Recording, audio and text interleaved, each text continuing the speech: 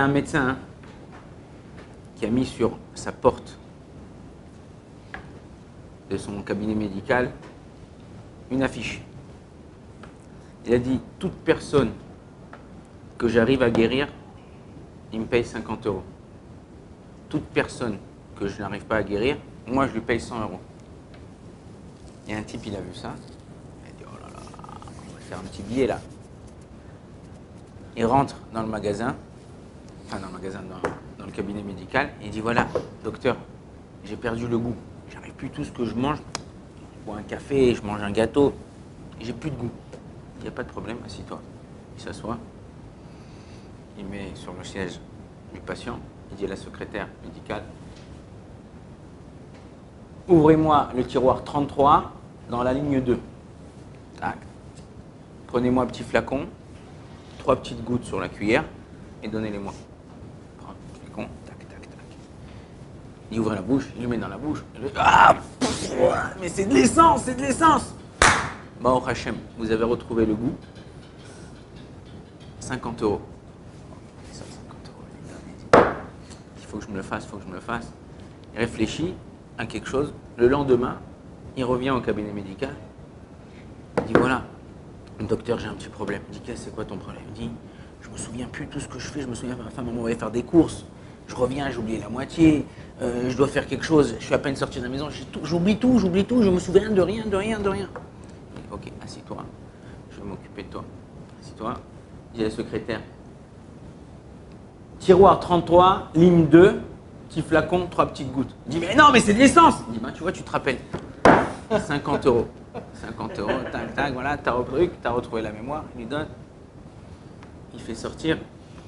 Il m'a pris 100 euros, demain je lui prends le double.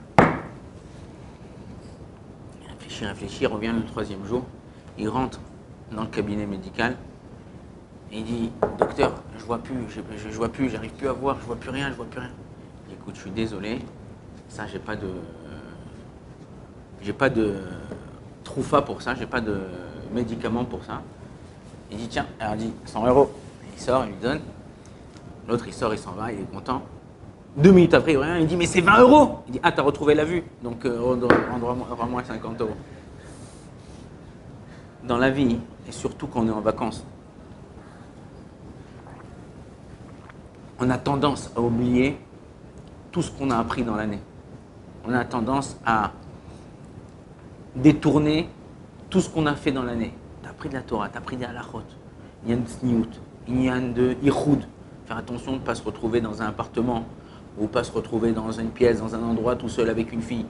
Il y a plein de choses que vous avez appris. Et bon, Hachem, la Torah, elle est pleine. Et vous avez, même quand tu vas à la synagogue, Laura, il fait une petite halakha à droite à gauche, des choses que vous avez appris. C'est pas parce que c'est les vacances. On doit tout oublier, tout changer, tout machin. Les vacances, c'est fait pour que le corps, il se renouvelle. Chaque personne, il a besoin de renouveler son corps. La même chose, tu es fatigué à la fin de la journée, qu'est-ce que tu fais? Tu vas dormir. Quand tu te lèves le matin, en général, 99% des cas, tu es moins fatigué quand tu es couché. D'accord? Tu as pris des forces, tu es levé, à moins que tu t'es couché très très tard, tu t'es levé très très tôt. Donc en vérité, ton sommeil n'a servi à rien. Mais une personne, elle ne peut pas vivre sans dormir. Une personne, elle ne peut pas vivre sans manger. Une personne ne peut pas vivre sans boire. La même chose, une personne ne peut pas vivre sans Torah. Toutes les personnes, regardez, un petit truc qui est vrai. Aujourd'hui, vous avez Facebook, Instagram, Telegram, vous avez tous les trucs, machin. Et les voyez tous et tout. Au bord de la plage, comme ça, fait un sourire, machin et tout. Et tu dis, oh là là, purée, tu vois un super décor derrière. Et tu dis, oh là, il doit être au top, il doit être content. Mais qui, tu l'as vu 2 minutes après la photo? Il a envie de se suicider, le mec. Il est là, la photo, c'est un instant. Il est là, il kiffe, style, il kiffe, on sourit pour la photo. Mais après, qui te dit qu'il s'est pas embrouillé toute la journée avec sa femme? Qui te dit qu'il n'a pas galéré dans ses journées? Qui te dit qu'il n'y a pas de truc? Une personne qui se montre ou qui montre tout ce qu'il fait, c'est en général une personne qui n'est pas heureuse. Pourquoi? Parce que la bracha ne réside que dans quelque chose qui est caché de l'œil. C'est-à-dire quoi? Que quand tu kiffes, t'es bien, tes trucs, t'as pas besoin de le montrer à tout le monde. Si tu kiffes, kiffe-le pour toi. Qu'est-ce que t'as besoin de mettre une photo avec ta femme et entre tes enfants, truc machin, ou ta femme et tout le monde est obligé de voir que ta femme elle est en maillot de bain, dire ta femme dans l'année, elle est de sa noix jusqu'ici avec la jupe, les machins, les trucs. Et quand ça arrive l'été, tu montes la photo de ta femme ou toi en short, en torse nu, machin, tout ça, et devant tout le monde, tous, il va dire des étrangers, tu sais même pas qui c'est qui te regarde pas, qui machin, un truc. Si dans l'année, tu essaies d'être sanois, sanois, c'est pudique, mais c'est pas seulement pudique comment on s'habille. Pudique de la façon dont on parle, pudique de la façon dont on s'habille. Sois pudique aussi dans ce que tu fais. Et les gens qui te regardent, tu crois que les gens ne t'envient pas? Même si tu n'aimes pas quoi envier, tu crois que les gens ne t'envient pas? Tu crois que ça ne met pas la inara? Ça, c'est des choses qu'on doit penser. Arrêtez de... Les gens, ils se montrent à tout va, ils font à tout va. Et quand tu viens le voir, tu dis truc, il te dit truc. Quand tu connais bien la personne, tu parles avec lui, il dit ça va pas, problème shlom bayit, ça va pas, problème parnassa, ça va pas, un truc. Alors arrête de te montrer, mais arrête de te montrer, arrête de faire chifouni Yannès. Arrête de montrer qu'il loue, t'as quelque chose et t'as rien du tout. Les vacances, c'est donné pour pouvoir renouveler notre âme, renouveler notre corps, faire du sport, pouvoir se sentir bien, revenir après 1 mois, 2 semaines, 3 jours, peu importe le temps que vous partez, avec une nouvelle envie de travailler, de servir à Kadosh Baruch Hu, une nouvelle envie d'être joyeux, de faire des choses dans la vie. C'est un moment où on doit se retrouver en famille. Les portables, pas qu'on les jette, on les met de côté. On est là pour parler un avec l'autre. De l'année, on n'a pas le temps. Chacun il court vers ses occupations. Là, c'est un moment où tu vas te poser, tu vas pouvoir parler, t'asseoir à la plage avec un petit livre, un petit truc, rentrer à la maison, manger avec ta femme, manger avec tes enfants, leur parler, raconter ce qui s'est passé, des choses que tu n'as pas eu le temps de parler. Il y a des gens qui peuvent peu, qui ne supportent pas entendre les autres parler. Ça les saoule. Il y avait une fois un khatan, un nouveau marié. Il habitait à Jérusalem. Tous les jours, il a emmené sa femme au côté. Il dit, au côté.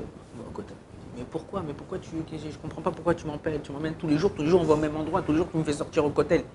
Il dit, pour que tu t'habitues à parler à un mur. Ok, il y a des gens que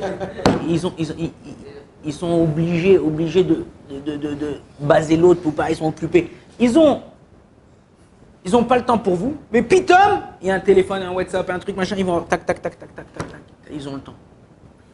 Non, mais 2 secondes, je rentre pour la banque, non, 2 secondes, je rentre pour un machin. Alors, c'est vrai que tu rentres 2 secondes pour la banque.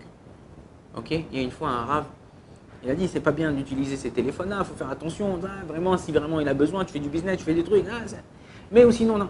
Il dit, ouais, mais moi, rave, je fais pas de business, mais j'ai besoin pour la banque, je veux regarder mon compte, je veux faire un virement, je veux faire un truc et tout ça et tout. Vous, Arabe, combien ça vous prend de temps d'aller à la banque, de demander à la banquière de truc, de faire un virement, un truc ça? Ah oui, il dit, moi, ça me prend 10 minutes, un quart d'heure, le temps de 5 minutes aller, 10 minutes aller, encore 5 minutes dans la banque, 10 minutes dans la banque. Il dit, ouais, moi, Arabe, ça me prend 5 minutes avec un clic, je fais. Arabe, il a dit, ouais, c'est vrai. Il dit, mais combien ça te prend de temps pour sortir de la banque? Ok, en général, tu rentres sur l'iPhone, tu restes 5 minutes. Mais tu restes 5 minutes pour rentrer dans ta banque. Mais après, attends, on va voir ce qu'il a dit lui. Attends, on va voir ce qu'il a fait lui. Attends, on va voir ça. Malheureusement, on se laisse attraper. Comme je vous ai dit avant-hier ou la semaine dernière, Dieu et Tserara, il sait exactement chacun quelle est notre faiblesse, notre point sensible. Et en général, il nous attaque sur le point sensible. Le but du self-défense et du kung-fu, c'est utiliser la force de l'autre pour le faire tomber. Regardez, Bruce Lee, voilà, si vous vous rappelez, moi c'est l'ancienne époque, il était petit comme ça, maigrichon, et il tabassait des colosses. Il y a des mecs, des fois ils sont tout petits, machin, tac, tac, ils vont te mettre un coup, tu ne peux plus bouger. Pourquoi? Parce qu'en vérité, ils utilisent la force de l'autre pour pouvoir le battre. C'est exactement la même chose, ce que nous on doit faire avec le Yetzer Hara. Utiliser sa force dans laquelle il veut nous faire tomber, et le faire tomber lui. La Gemara nous dit, Kadosh Baruch Hu, ça c'est pas moi qui dis, il nous a donné, vous savez quand vous mangez du riz, vous mangez un plat, si vous ne mettez pas d'épices, même si tu as pu faire les plus bonnes pommes de terre du monde, au four, machin et tout, tu as pu faire le plus bonne pâte du monde, tu as pu faire n'importe quel plat le plus bon du monde, mais si tu n'as pas mis d'épices, ton plat il est immangeable. La Torah elle nous dit, la Gemara, c'est l'épice de la vie. Si toi tu mets un peu de cette épice, ta vie elle va prendre une autre ampleur. Donc toi, il dit, et quand le Yetzer Hara, il est là, il essaye de te faire tomber. Moshreu, a dit la Gemara, Moshreu, les Beth Midrash. Tire-le au Beth Midrash. Le Beth Midrash ne veut plus t'attaquer. Alors fixez un petit moment. Je ne vous demande pas de fixer, vous êtes en vacances, pas de fixer toute la journée. Petit moment, 1 heure le matin, 1 heure le soir, un petit limoud. Chok vélo yavor, il peut se passer n'importe quoi, un rendez-vous, un mariage, un truc. J'ai 1 heure le matin pour un Kadosh Baruch Hu et moi, 1 heure le soir pour un Kadosh Baruch Hu et moi. Si on fait comme ça, alors on arrivera à passer nos vacances d'une façon réussie. Et c'est ça ce qu'on attend. C'est pas qu'on fait. En général, vous savez pourquoi les grandes vacances, c'est en général avant le mois de Elul, les Rosh Hashanah et Kippour, parce qu'on a tellement fauté que Kadosh Baruch Hu nous a donné un mois de rattrapage après. Mais en vérité, il faut utiliser ce mois comme mois de rattrapage. Il faut utiliser ce mois comme un mois de tremplin. Un mois, j'ai avancé doucement, et là, il va je vais m'approcher encore plus d'Akadosh Baruch Hu au mois de Elul, au mois de Tishri, au mois juste là, juste après le mois de Av, juste après le mois de août, cette année. Akadosh Baruch Hu, Bezrat Hashem, il nous aide à servir Akadosh Baruch Hu comme lui il veut et pas comme nous, on essaye de vouloir. Bezrat Hashem, Baruch Adonai L'Olam, Amen, Amen.